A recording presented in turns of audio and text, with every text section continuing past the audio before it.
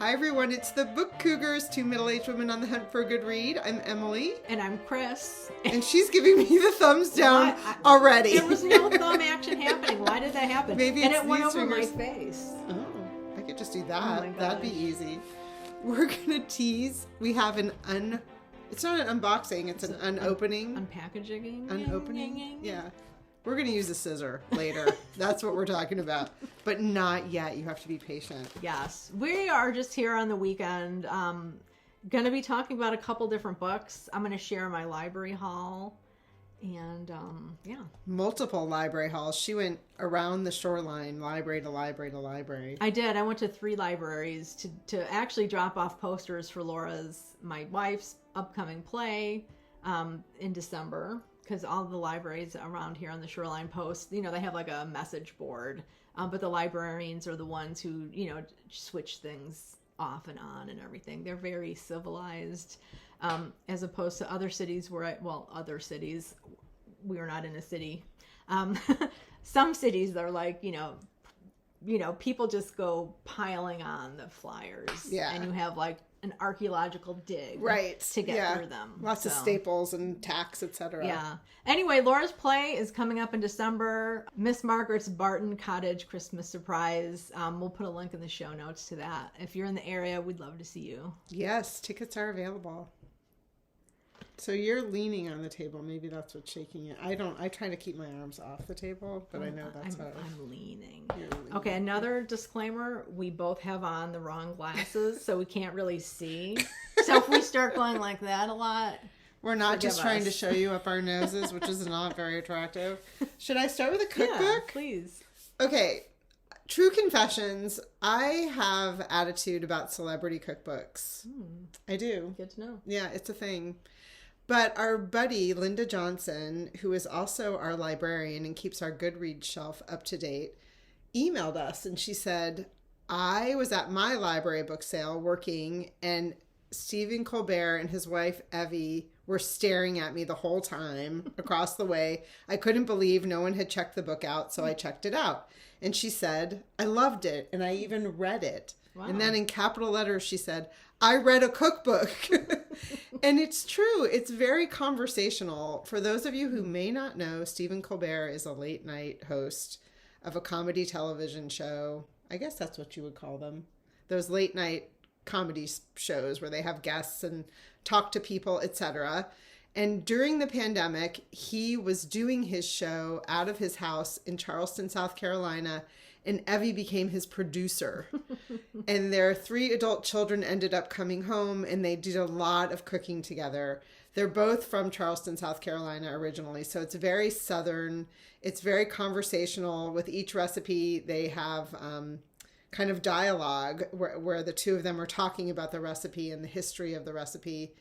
He's funny, so there's humor in here, including his complete disdain for restaurants that serve shrimp with the tails on. Yeah, like they think that's fancy or something. Yeah. I mean, I've been to places where it's a dive and they leave the tails on, but fancy restaurants that do that, yeah, I'm just like, come on. I know, I don't like it either. And they eat a lot of shrimp. They fish with nets for shrimp. There's pictures of him on his boat doing that. So they have a lot to say about shrimp, including that. And I wholeheartedly agree with Stephen Colbert on a movement to not have tails on shrimp. Anyway, it's a lot of fun. I highly recommend it. It's called Does This Taste Funny? Recipes Our Family Loves. Nice. Love me some shrimp. Yes, me too. Okay, so I'll just do a quick blow through of my haul. First up is a really wonderful book. It's about the Connecticut River, and it is by a guy named Patrick Lynch. There is his name that got covered on the cover with the library sticker. I picked this up at the Branford Library, the Blackstone Memorial Library. It's a beautiful historic library. But Patrick is somebody that we met on a biblio adventure very early on in our podcasting days. And he has done several different books about wildlife and nature. And just turning to a random page here, he draws all of his images. He does not computer generate them. Now this book, it does have like, here's a photograph on this side and then his drawing on that side. They're just beautiful books. They're nature guides, so they're pretty sturdy. They have some wonderful identification, help you ID some goose and seabird feet.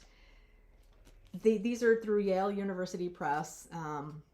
I don't know how many they have out right now, but he just won an award for this book. Yeah, it's the Outdoor Awards. I'll put a link down below because if you like to read books about the out of doors, following that award is really great. I've purchased gifts for people based off of that award list in the past. Yeah. And these books are great. This is about the Connecticut River. He also has one about the Sound and New England wildlife, I think. The next library I went to was the Madison Library, where I found this complete bonsai book for beginners. It's really thin, so it's not intimidating. It has lots of cool trees, different types that you could work with.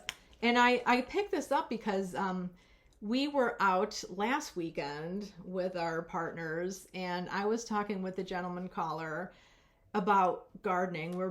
We both love to garden and everything, and we somehow got to talking about bonsai. I don't remember how. Neither one of us have done it, but about looking to bonsai. So that was one of those conversational reading synchronicities. Can I do a little digression? Yes. I was with Aunt Ellen in Brooklyn at the Brooklyn Botanical Garden, and they had a bonsai exhibit, and it was so beautiful. And they had bonsai that were hundreds of years old. Wow. Yeah. Yeah, that's what this talks about. And Jim and I were wondering, like, can you do it with any tree? Yeah. So maybe more to come on that. It might just be an opportunistic look through the pictures.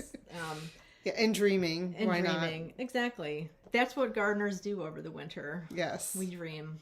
The next book is another one that it just kind of looked good. Who knows if I'll read the whole thing. Medical Gaslighting, How to Get Care You Deserve in a System That Makes You Fight for Your Life. This is by Ilana Jacqueline. I love that cover. Yeah, isn't it a cool cover?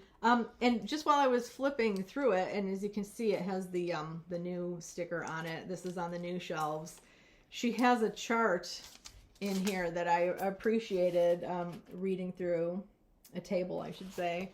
And so on the left-hand side, it's the situation. The right-hand side is the reason. And there are like kind of 3 reasons for different situations. It could be the shitty American healthcare, medical gaslighting, or medical necessity. So the first one is the doctor is late, shitty American healthcare. And then the second thing is the doctor is late and tells you that you don't look as sick as his last patient, so his tardiness doesn't matter.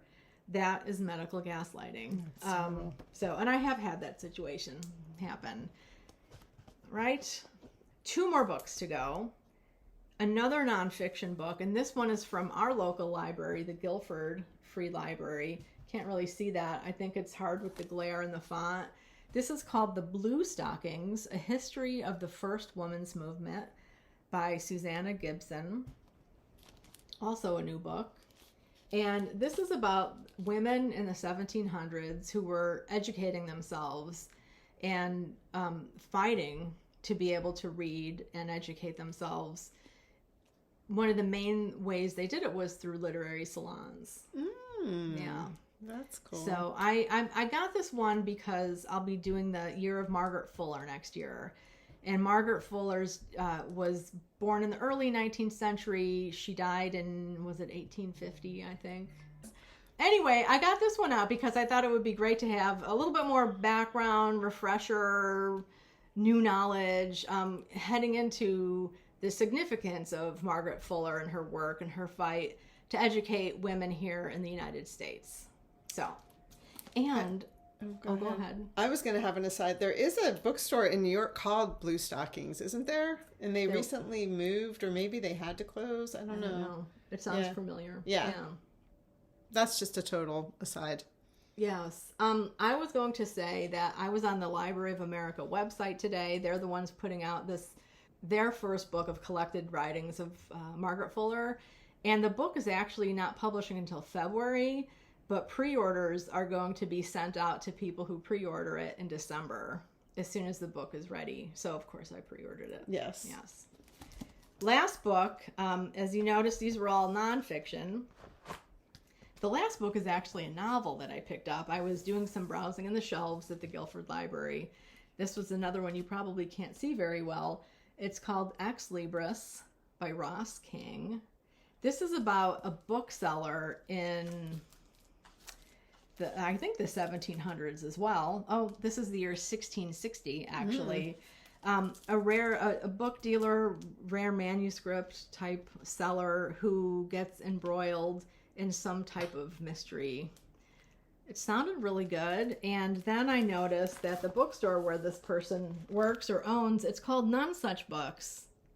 And it made me think of Frances Evangelista, who Emily had mentioned recently for talking about the picture book Feelings. Yeah. Well, it's got a longer title than that. Yeah, it has a longer title. What feelings do when no one's looking, I think is what it's called. Okay, we should probably get that straight. Yeah. We'll put that down below. Yeah. So it's just kind of funny because None Such Books is Frances's handle. Yeah. And I always I kind of wondered where she got that from, and I'm wondering now if she got it from this book. Let us know, Frances. Yeah. Inquiring minds. So we now have an unopening. Unopening. Do you unopen something? We have an opening. We're opening a package. You can't unopen something, can you? I think I said that earlier. We're opening a package. Here we go. Drum roll. Brought a scissor. I love the color of this, I have to say. This has been in Book Cougars headquarters for a couple weeks, but we wanted to open it with you because there's a book inside, but there's also something else that got my attention. Ooh, what is that? Ooh, oh, one for each of us. What's that? Look, spatulas. Spatulas. I like this. Yes. Oh, look at Considering Us. Which I believe is the name of the novel inside this package. Look. That's awesome. Considering Us by Jen Bouchard. Jen has been a social studies teacher for over 20 years. Thank you, Jen, doing the hard work. Mm-hmm. And this is her sophomore novel. We happen to have her debut novel here as well. I met Jen at Bank Square Books when she was doing an author signing. So this is First Course, which was her first novel. I love this cover.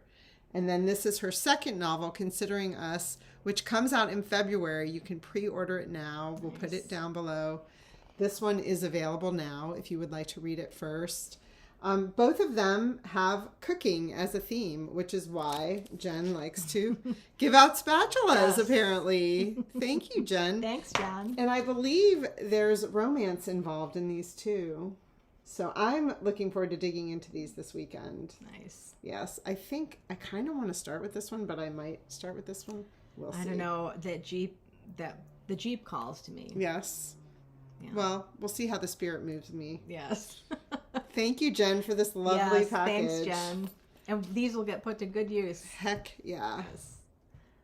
All right. We would love to know what you're reading. It'd be okay if you tell us what you're cooking, too, since we talked about a cookbook and we have spatulas. Yeah, and if you're into bonsai trees and have any tips, that'd be interesting to hear about. Yeah, and I will try to look up that bonsai exhibit at the Botanical Garden, and if it's something that goes on all the time, I'll put a link to that down below as well. Nice. All right, everybody. Happy reading.